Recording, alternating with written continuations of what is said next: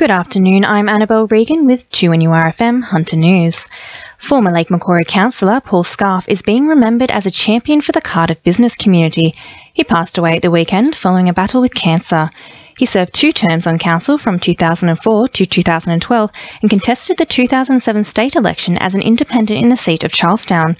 Lake Macquarie Deputy Mayor Wendy Harrison said Mr Scarf was also a former president of the Cardiff Chamber of Commerce. Yes, he was, and I was very sad to hear that news last night. Yeah, I first met Paul actually when I became involved with the Cardiff Chamber of Commerce through my community role at TAFE, and then we both ran for council in the 2004 election with the Independent Lake Alliance. Health concerns have been raised following the discovery of toxic waste on the shores of Lake Macquarie. April storms have uncovered an excess of black slag from the Pasminco mine, which is now washing into the lake. Lake Macquarie MP Greg Piper says the exposure should not be a cause for alarm. Really, they shouldn't be overly alarmed by this. Most of the material where it is actually being found is not where children are playing in any great numbers, and certainly the advice that I have from health authorities is that this is not a major consideration for contamination. But certainly we're not in the situation where there's a major immediate crisis. The Hunter is expected to miss out in Baird's first New South Wales state budget tomorrow, with no new project funding announcements anticipated. However, funding for the Wicked Transport Interchange and the M1 link to Raymond Terrace is expected.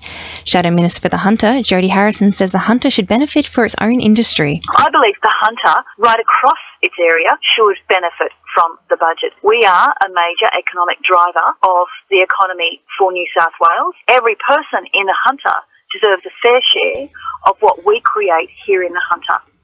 A father and daughter saved a man's life, dragging him from a burning house in Shortland yesterday morning. It is believed the blaze started after cushions near a heater caught fire at around 8 a.m. The neighbours heard a smoke alarm and found the man unconscious on the kitchen floor. Newcastle Airport is on the shortlist for a share in a $95 million worth of infrastructure funding. The airport is one of 24 projects in the running and plans to use the money to improve parking, build a tourist coast interchange and fit out an international terminal if successful. Aviation Business Development Manager David Nye says the airport will move on to the next part of the selection process. The Regional Tourism Infrastructure Fund is, as it says, a fund to develop tourism infrastructure in the region, and an amount of money has been set aside purely for regional airports to apply for grants. Newcastle Airport submitted an expressions of interest, and we have been shortlisted to go to the next stage of the application, which has to be completed by the end of August. The Hexham Bridge will be undergoing essential maintenance this week. Southbound traffic will be affected between 8 p.m. and 4:30 a.m. today and tomorrow. Changed traffic conditions will be in place for all forms of transport. Sport for our sponsor, newcastlecheapestcars.com.au. A stunning try in the second half of the Knights' loss to Cronulla over the weekend from Jake Marmo wasn't enough to hold off the Sharks, who fought hard for a 30-28 win. The 21-year-old batted the ball back from past the dead ball line into the waiting arms of Carlos Tuamavave in a play coach Rick Stone says is typical of Marmo. That's the desperation you want out of people, you know.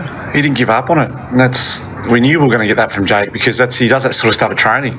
So he's always going to give you 100%. He's always going to be desperate in whatever he does. So I was happy for him. The Newcastle Hunters will be missing this year's finals series in the Men's Waratah Basketball League after losing 82-59 to Sutherland on the weekend, while the women's team have already sealed their postseason spot despite also losing to Sutherland. And Hamilton remain clear leaders in Newcastle Hunter Rugby Union. Their undefeated start to the season is now extended to 9 games with a 32-22 win over the Waratahs on Saturday. That's sport. I'm Jacinta Lee. 2NURFM News Time is 10 past 12.